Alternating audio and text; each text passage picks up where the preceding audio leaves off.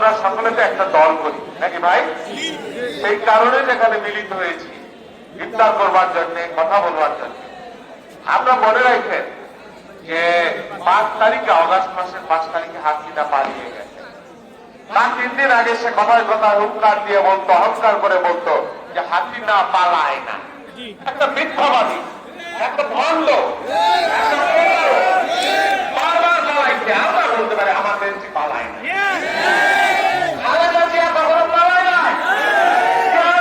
মুক্তিযুদ্ধের সময় সমস্ত জাতিকে নিরাপত্তাহীন থেকে কখনো পালায় নাই। মুক্তিযুদ্ধের ঘোষণা দিয়েছে, রণাঙ্গনে যুদ্ধ করেছে। এই যে 11 খালেদা জিয়া আপোষ করলে, খালেদা জিয়া আপোষ করলে 11 খালেদা জিয়া করলে আর্মিকে বলেছে বেগম খালেদা জিয়া ভাঙবার পাত্র, মস্কাবার পাত্র না। এইবারের ইতিহাস আপনারা জানেন। খালেদা জিয়া আত্মসমর্পণ করলে, খালেদা জিয়া খালি দুঃখ প্রকাশ করলে, আরো 6 বছর আগে খালেদা জিয়া বিদেশে চিকিৎসার জন্য যেতে পারতেন। তিনি একটা মৃত্যুগত যাত্রী অবস্থায় ছিলেন। একদিকে তার মৃত্যু, আর অন্যদিকে হাসিনার ফেসিবাদ। কিন্তু হাসিনাকে এক মুহূর্তের জন্য মেনে নেন। সেই জন্য খালেদা জিয়াকে ভালোবাসি, সেই জন্য বলে খালেদা জিয়া আপোষ করেছে। তার দল ওই মিথ্যাবাদী ভণ্ড প্রতারকের দল করি না। যে তার হাজার হাজার লক্ষ লক্ষ কর্মী বাহিনীকে নিরাপত্তাহীন থেকে নিজে তার বোনের জীবন দিয়ে ভাইয়ে চলে গেল। বন্ধুরা, তবে হাসিনা পালালেও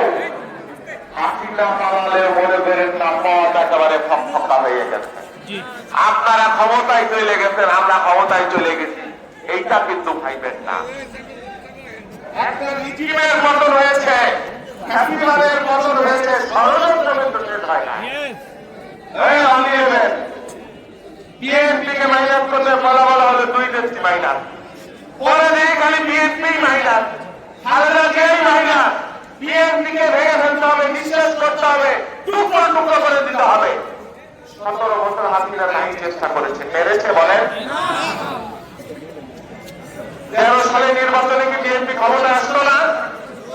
9 সালে যে নির্বাচন হয়েছে, ঠিক নির্বাচন হলে আমি বিশ্বাস করি 9 সালে বিএনপি ক্ষমতায় আসলো।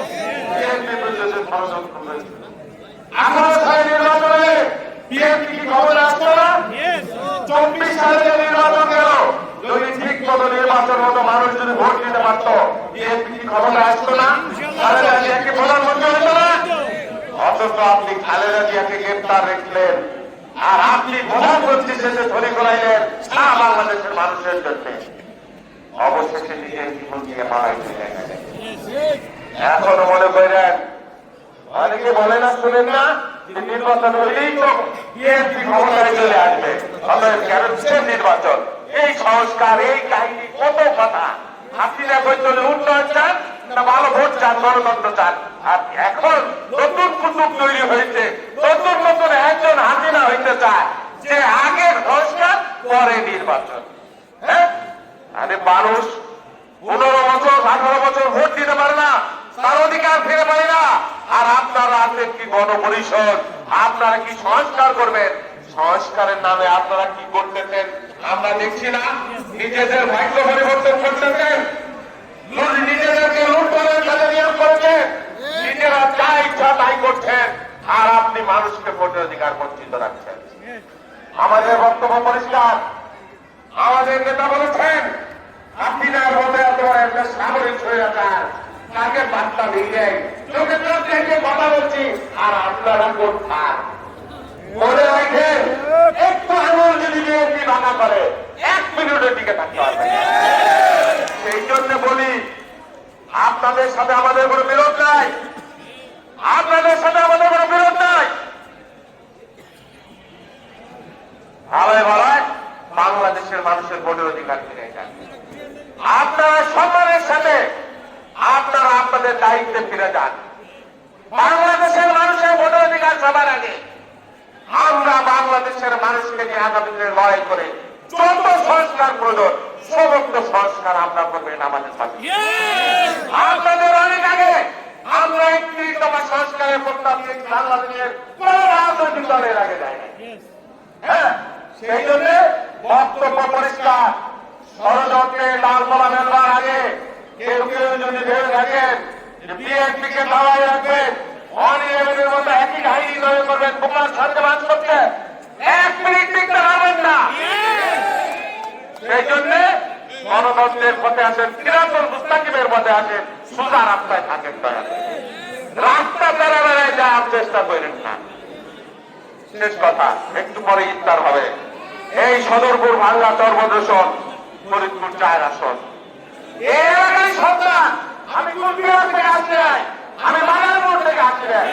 সারা জীবন রাজনীতি করেছে মানুষের জন্য, রক্ত ধরেছে 128 মামলা, কারাগারে গিয়েছে বারবার। দলের প্রশ্নে যখন কেউ কথা বলে না, জীবনের ঝুঁকি নিয়ে কথা বলে পার্টির সিদ্ধান্ত বাস্তবায়ন করে পালন করেছে। আমার পার্টি দায়িত্ব দিয়েছেন এখানকার মানুষের ভাগ্য পরিবর্তনের জন্য। আমার নেতা আমাকে বলেছেন এই আসলে তোমাকে জাতীয়তাবাদী দলের একটা দুর্গ করে তুলতে হবে। আমি আমার হিসেবে দিয়েছি, আপনারা আরো সহায় মানবেন না। আপনাদের একজন সাহায্য তাতে মনে রাখবেন, পালিয়ে যাবেন